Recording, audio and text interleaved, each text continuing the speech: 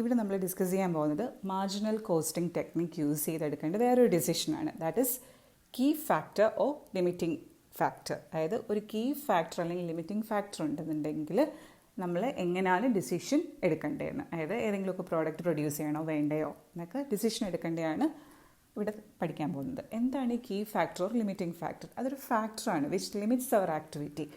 അതായത് നമ്മളുടെ പ്രൊഡക്ഷനെ ലിമിറ്റ് ചെയ്യുന്ന എന്തോ ഒരു ഫാക്ടർ അവിടെ ഉണ്ട്. കാരണം ഫോർ എക്സാമ്പിൾ മെറ്റീരിയൽ ഇല്ല, നമുക്ക് പ്രൊഡ്യൂസ് ചെയ്യാൻ പറ്റും, നമ്മൾ ഉദ്ദേശിച്ചത്രയും പ്രൊഡ്യൂസ് ചെയ്യാൻ പറ്റില്ല. അപ്പം മെറ്റീരിയൽ നമ്മൾ ലിമിറ്റ് ചെയ്യുവാണ്. ഈ പ്രൊഡക്ഷൻ ഈ 2000 യൂണിറ്റ് പ്രൊഡ്യൂസ് ചെയ്യാനാണ് നമ്മൾ പ്ലാൻ ചെയ്തത്.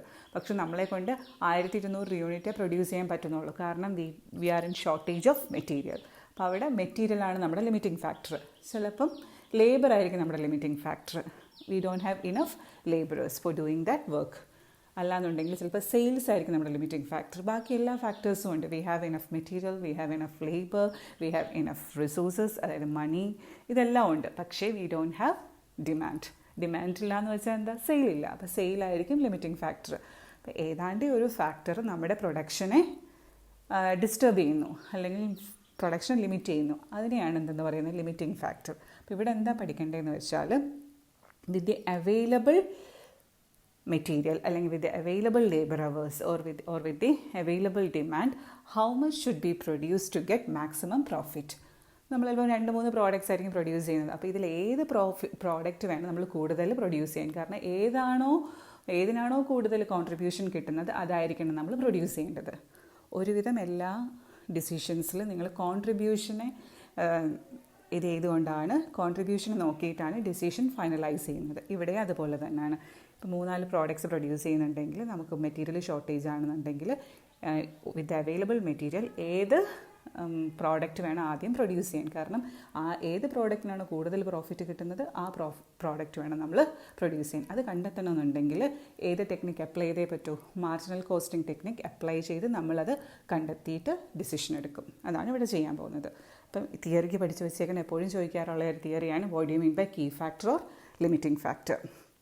So a limiting factor or a controlling factor എന്ന് പറയും is that factor which controls the or limits the activities of a concern. It's also known as principal factor or critical factor. Then a limiting factor may be എന്തൊക്കെയാവാം? It can be material shortage, it can be labor shortage, അല്ലെങ്കിൽ plant capacity ഉണ്ടാവണമെന്നില്ല, അല്ലെങ്കിൽ we don't have market, അതായത് സെയിൽസിൽ കുറവാണ്. And when a firm with limiting factor has 2 or more products, a decision has to be taken whether to make one product or other or both in a particular proportion. അതായത് 2-3 products, ഒന്നിൽ കൂടുതൽ products deal ചെയ്യുന്നവർക്ക് മാത്രമേ ഈ പ്രശ്നം വരുന്നുള്ളൂ. അല്ലെങ്കിൽ limiting factor ഉണ്ടെന്നുണ്ടെങ്കിൽ അപ്പോഴേ പ്രൊഡക്ഷൻ അങ്ങ് സ്റ്റോപ്പ് ചെയ്യുക. ഒരു പ്രോഡക്റ്റേ ഉണ്ടെങ്കിൽ വേറെ മാർഗ്ഗമില്ലല്ലോ. അല്ലെങ്കിൽ ഉള്ളത് വെച്ച് നമ്മൾ ഉള്ള നമ്പർ ഓഫ് യൂണിറ്റ്സ് പ്രൊഡ്യൂസ് ചെയ്യുക. ഇപ്പോൾ 2-3 പ്രോഡക്റ്റ് ഒക്കെ ഉണ്ടെന്നുണ്ടെങ്കിൽ ഏതിനാണ് കൂടുതൽ പ്രിഫറൻസ് കൊടുക്കേണ്ടതെന്ന് നമുക്ക് ചെക്ക് ചെയ്ത് കണ്ടുപിടിക്കാം മാർജിനൽ കോസ്റ്റിംഗ് ടെക്നിക്ക് യൂസ് ചെയ്തുകൊണ്ട്. ഓക്കെ, അപ്പോൾ ഇവിടെ നിങ്ങൾ ചെയ്യേണ്ടതെന്ന് വെച്ചാൽ ഇപ്പം 3 പ്രോഡക്ട്സ് ഉണ്ടെന്ന് വെച്ചോ.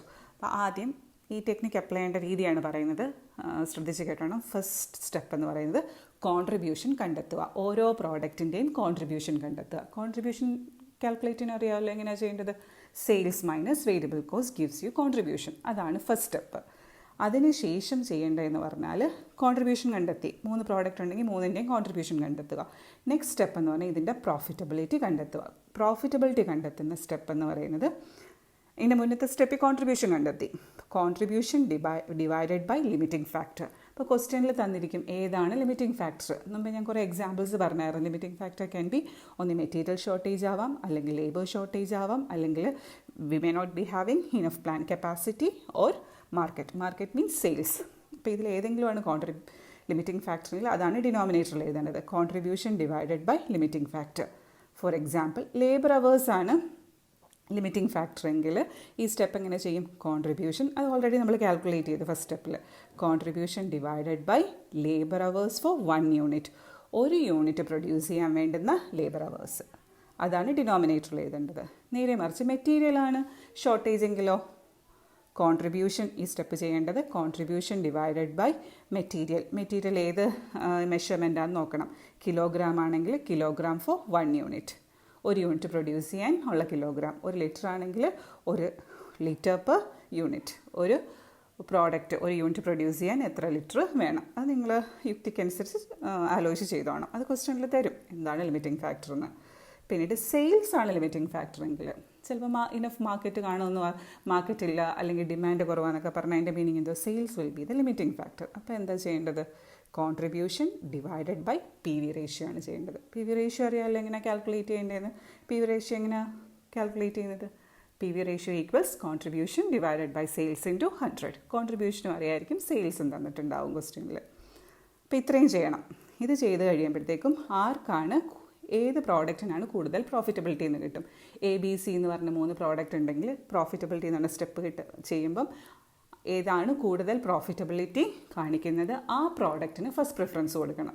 അതായത് ഉള്ള മെറ്റീരിയലാണ് ഷോർട്ടേജ് എങ്കിൽ ഉള്ള മെറ്റീരിയൽ കൊണ്ട് ആദ്യം ആ പ്രോഡക്റ്റിനെ പ്രൊഡ്യൂസ് ചെയ്ത്, അത് കഴിഞ്ഞ് പിന്നീട് മെറ്റീരിയൽ ബാക്കിയുണ്ടെങ്കിൽ അടുത്തത്, പിന്നെ മൂന്നാമത്തത് പ്രൊഡ്യൂസ് ചെയ്യാൻ മെറ്റീരിയൽ ഇല്ലെങ്കിൽ അതിനെ ഡിസ്കാർഡ് ചെയ്യുക, അതിനെ നമ്മൾ കളയുക നമ്മുടെ പ്രോഡക്റ്റ് ഇത് ലൈനിൽ നിന്ന്. അപ്പോൾ ഇതാണ് ലിമിറ്റിംഗ് ഫാക്ടർ ഉണ്ടെങ്കിൽ ചെയ്യേണ്ട രീതി. First of all you have to find contribution of each product as usual. പിന്നീട് എന്ത് ചെയ്യണം? Second step is find profitability. Profitability എങ്ങനെയാണ് കണ്ടുപിടിക്കുന്നത്? Contribution divided by limiting factor. അപ്പോൾ ഓരോന്നിൻ്റെയും limiting factor, question limiting factor നോക്കിയിട്ട് വേണം ചെയ്യാൻ. ഇപ്പോൾ ലേബർ ആണെന്നുണ്ടെങ്കിൽ ഞാൻ പറഞ്ഞു contribution divided by labour hour for 1 unit per unit എന്നാണ്. മെറ്റീരിയൽ ആണെങ്കിലോ contribution divided by kilogram or litre, എന്താണെന്ന് വെച്ചാൽ മീറ്റർ പെർ യൂണിറ്റ്, ആ റോ മെറ്റീരിയൽ മെഷർ ചെയ്യുന്ന യൂണിറ്റ് അത് വെച്ച്. പിന്നീട് സെയിൽസ് ആണെങ്കിൽ contribution divide by P V ratio. അപ്പോൾ ഇവിടെ നമുക്ക് കോൺട്രിബ്യൂഷൻ പ്രോഫിറ്റബിലിറ്റി കിട്ടും. അതിലേതാണ് ഗ്രേറ്റർ പ്രോഫിറ്റബിലിറ്റി തരുന്നത് അത് വേണം ആദ്യം പ്രൊഡ്യൂസ് ചെയ്യാൻ. അപ്പം അത്രയേ ഉള്ളൂ. ഇനിയൊരു പ്രോബ്ലം ഒന്ന് നോക്കാം നമുക്ക്. ഇവിടെ ഒരു പ്രോബ്ലം തന്നിട്ടുണ്ട്. It's about a tailoring shop. അവിടെ പറയുന്നത് in a tailoring shop pants and shirts are tailored for which there is only 1 cutting specialist. അതായത് നമുക്കറിയാമല്ലോ ടൈലറിംഗ് ഷോപ്പിൽ കട്ടിംഗ് സ്പെഷ്യലിസ്റ്റ് വേണം, സ്റ്റിച്ച് ചെയ്യുന്നവർ വേണം. ഇവരെല്ലാവരും ഉണ്ടെങ്കിൽ മാത്രമേ ആ ഷോപ്പ് നമുക്ക് മുന്നോട്ട് കൊണ്ടുപോകാൻ പറ്റൂ. അപ്പോൾ ഈ ഷോപ്പിൽ ആകെപ്പാടെ ഒരു കട്ടിംഗ് സ്പെഷ്യലിസ്റ്റേ ഉള്ളൂ. In cutting specialist in cutting which is A limiting factor. അപ്പോൾ ഇവിടുത്തെ ലിമിറ്റിംഗ് ഫാക്ടർ എന്താ? കട്ടിംഗ് സ്പെഷ്യലിസ്റ്റിൻ്റെ കുറവാണ്. അപ്പോൾ ഇവർക്ക് ചിലപ്പോൾ ഡിമാൻഡ് കാണും, ഒത്തിരി ആളുകൾ തയ്ക്കാൻ കൊണ്ടുവരും, പക്ഷേ ഇവരെ കൊണ്ടത് കംപ്ലീറ്റ് ചെയ്ത് കൊടുക്കാൻ പറ്റില്ല. കാരണം എന്താ? അവിടെ കട്ടിംഗ് സ്പെഷ്യലിസ്റ്റ് ഒരാളെ ഉണ്ടല്ലോ, അയാൾക്ക് ജോലി ചെയ്യുന്നതിന് ഒരു പരിധി ഉണ്ടല്ലോ, അതിനപ്പുറത്തേക്ക് അവർക്ക് ചെയ്യാൻ പറ്റില്ല. ഇവരെന്തൊക്കെയാണ് സ്റ്റിച്ച് ചെയ്യുന്നത്? പാൻസും ഷർട്ട്സും 2 പ്രോഡക്ട്സ് ഉണ്ട്. So the following relate to the charges and expenses per unit of pant and shirt. പാൻസിൻ്റെ ഇൻഫർമേഷനും ഉണ്ട്, ഷർട്ടിൻ്റെ ഇൻഫർമേഷനും ഉണ്ട്.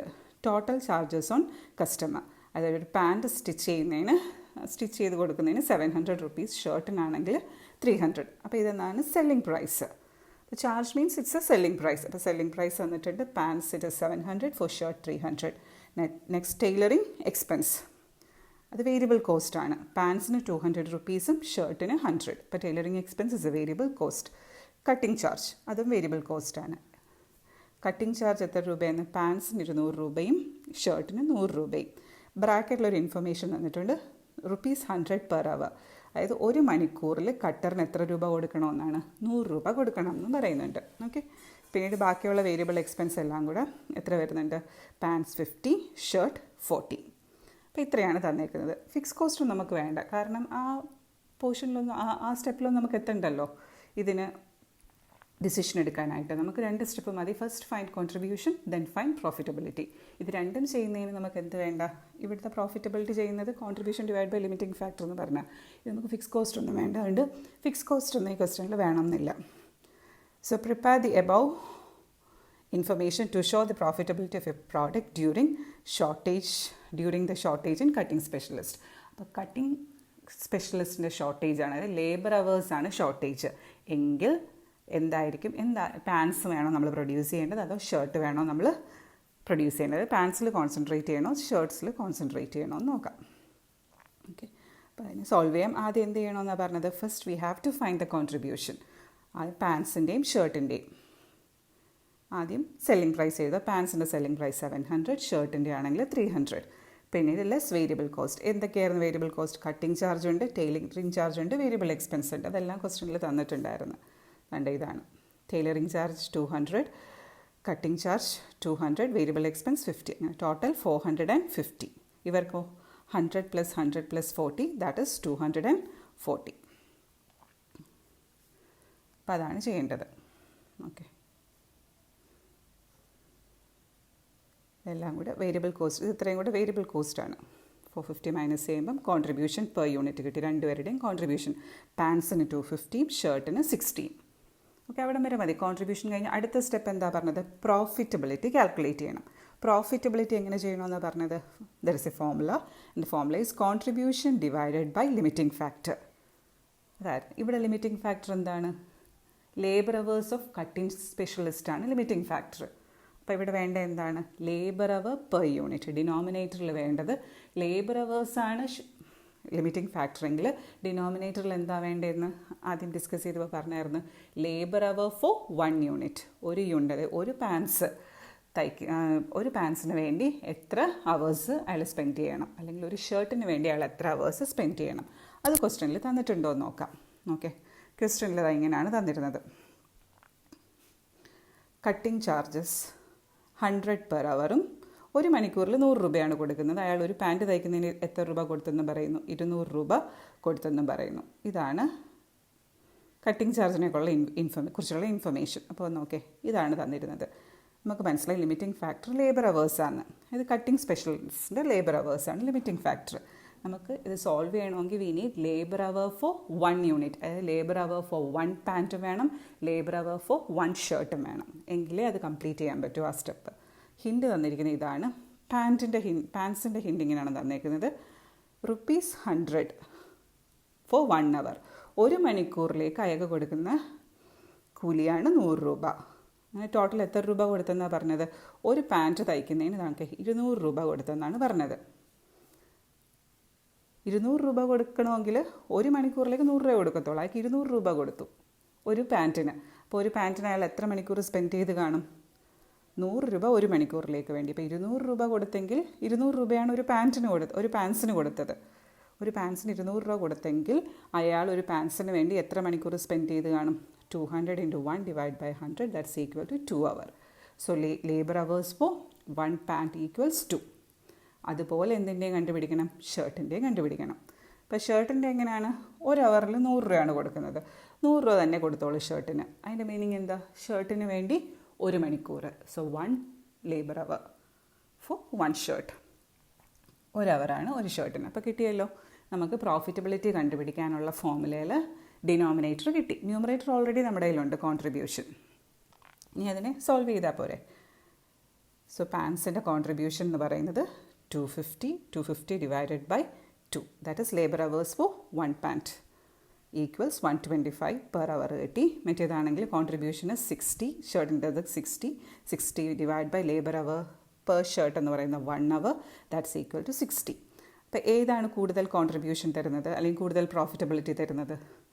കൂടുതൽ പ്രോഫിറ്റബിലിറ്റി പാൻസിനാണ്. അപ്പോൾ കൂടുതലും അയാൾ എന്തിൽ കോൺസെൻട്രേറ്റ് ചെയ്യുന്നതാണ് നല്ലതെന്ന് നമ്മൾ അഡ്വൈസ് ചെയ്ത് കൊടുക്കണം. പാൻസ് ഉള്ള കട്ടിംഗ് സ്പെഷ്യലിസ്റ്റിൻ്റെ കൂടുതൽ സമയം അയാൾ പാൻസ് ചെയ്ത് തീർന്നിട്ട് മാത്രം മതി എന്തിലോട്ട് പോകേണ്ടത്? ഷർട്ടിൽ. കാരണം പാൻറ്റ് വെക്കുമ്പോഴാണ് അവർക്ക് കൂടുതൽ പ്രോഫിറ്റ് കിട്ടുന്നത്. So your advice should be like this: as a contribution per hour for cutting specialist is more for pants. During scarcity of cutting specialist, it is advantageous to specialize in stitching pants. അത്രയേ ഉള്ളൂ. അപ്പം പാൻറ്റിലാണ് concentrate. ഇതാണ് limiting factor വരുമ്പം. ഈ limiting factor എന്ത് വേണമല്ലോ ഇവിടെ? Labour hours ആയിരുന്നു. ചില ക്വസ്റ്റ്യനിൽ ഇത് എന്താവാം? സെയിൽസ് ആണെങ്കിൽ PV റേഷ്യോ ആവാം, മെറ്റീരിയൽ ആണെങ്കിൽ മെറ്റീരിയൽ റിക്വയർഡ് ഫോർ 1 യൂണിറ്റ് ആവാം. അപ്പോൾ അതനുസരിച്ച് ചെയ്തോണം. ഇത്രയേ ഉള്ളൂ. ലിമിറ്റിംഗ് ഫാക്ടർ ഉണ്ടെങ്കിൽ എങ്ങനെ അഡ്വൈസ് ചെയ്യുന്നത്? First there will be 2 or 3 products. First you should find the contribution, then you have to find profitability, and the formula for profitability is contribution divided by limiting factor per unit. അപ്പോൾ ഇത്രയേ ഉള്ളൂ. ഇനി താഴോട്ട് തന്നിരിക്കുന്ന ഞാൻ പറഞ്ഞ വർക്കിങ്സിനെ കുറിച്ചാണ് ഇവിടെ പറയുന്നത്. നോക്കട്ടെ, ഇവിടെ വരെയുള്ള ആൻസർ. അപ്പോൾ ഇനി ഇതേപോലുള്ള ക്വസ്റ്റ്യൻ തന്നെ ചെയ്ത് നോക്കുക.